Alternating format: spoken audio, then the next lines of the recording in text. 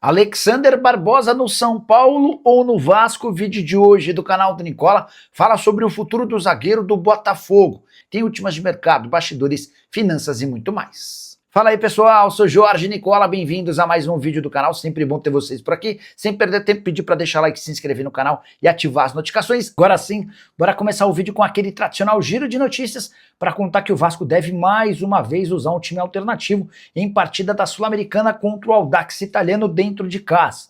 Esse expediente já havia sido adotado no empate com o Barraca Central na semana passada, jogo em que nem Renato Gaúcho viajou para a Argentina. Isso inclusive pode lhe render uma punição da Sul-Americana. Contando que Carlos Cuesta e Robert Renan devem formar a dupla de zaga titular do Vasco contra o Audax Italiano, jogo em São Januário pela Sul-Americana.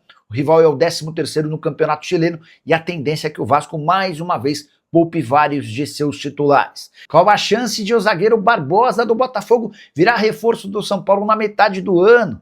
Essa notícia explodiu como uma bomba nas redes sociais e tem muito torcedor são paulino dando o negócio como certo. O que eu fiz? Antes de gravar esse vídeo, eu entrei em contato com uma pessoa importante do departamento de futebol tricolor. Essa pessoa admitiu que o São Paulo busca um defensor para a metade do ano, a janela reabre em 20 de julho. E essa busca se dá porque o São Paulo não tem mais o Arboleda, embora a rescisão do contrato não tenha sido assinada, o Arboleda já é dado como carta fora do baralho. Sobre Barbosa, o jogador é bem avaliado no São Paulo, mas o tricolor considera impossível contratá-lo no meio do ano. Isso porque o Barbosa tem vínculo com o Botafogo até dezembro, por lá ele é titular absoluto e mais. É natural que até 20 de julho o Barbosa já tenha completado pelo menos 13 jogos no Campeonato Brasileiro, o que o impediria de defender outro clube da Série A. O Barbosa já tem 8 jogos na atual edição. Importante registrar que o argentino não renovou seu contrato com o Fogão. As tratativas que estavam avançadas nos primeiros meses do ano foram interrompidas, ninguém sabe ao certo motivo.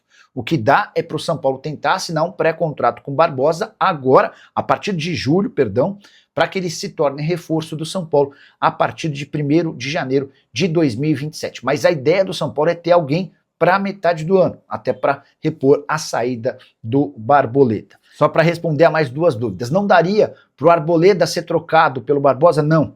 O Arboleda vai ter seu contrato rescindido, embora as negociações com seu empresário estejam complicadas. Ah, mas e a possibilidade de o Ferrarese ser trocado pelo Barbosa? Não faria nenhum sentido para o São Paulo. O Ferrarese é alguém avaliado em 6 milhões de euros. O Barbosa está a pouco mais de 6 meses do fim do contrato. Para o São Paulo seria um péssimo negócio. Diante desse cenário, se for contratado, o Barbosa só deve chegar ao São Paulo em 2027. Só para completar, São Paulo deve usar força máxima na partida contra o O'Higgins, time chileno, noite dessa terça-feira, no Morumbi, partida da Sul-Americana.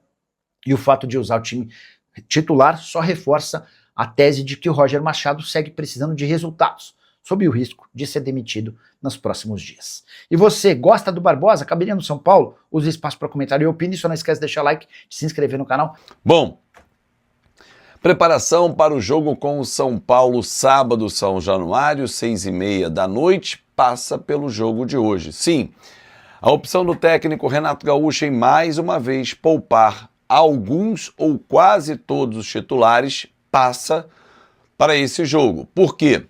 O foco do Vasco está totalmente no Campeonato Brasileiro, onde nós estamos fazendo uma campanha ainda que deixa muito a desejar. O time do Vasco da Gama não está tendo uma performance que o torcedor esperava. Óbvio que, se a gente olhar o aproveitamento só no corte com o Renato Gaúcho no comando, é um aproveitamento ok, né? Em 21 pontos disputados, o Vasco conquistou 12, praticamente aí 60%. É um aproveitamento de G6 do Campeonato Brasileiro. Só que o campeonato não começou quando o Renato chegou, e sim com o Diniz. E aí o Vasco carrega aquele início muito ruim. E a corrida de recuperação, ela é necessária e é urgente. Não dá para esperar o segundo turno, senão a corda vai apertar o pescoço do Vasco. Tem que ser agora.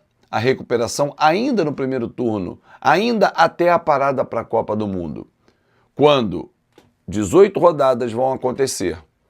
Aí depois tem tempo de treinamento, tem a janela abre dia 22 de julho, Dia 20 recomeça o Campeonato Brasileiro, 20 de julho. Então, assim, até lá, o Vasco vai ter disputado 18 partidas e precisa pontuar. O Vasco precisa fazer pontos dentro dessas 18 partidas.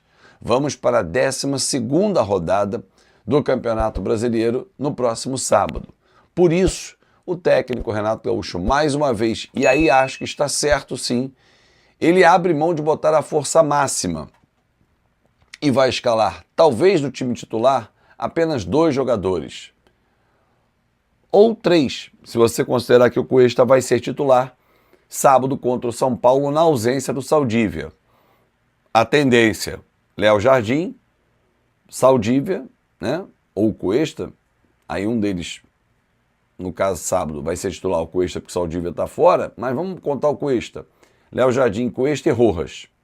Esses podem ser os escalados.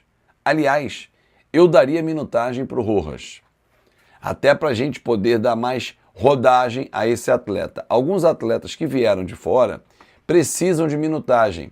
Spinelli é um deles, Rojas é outro.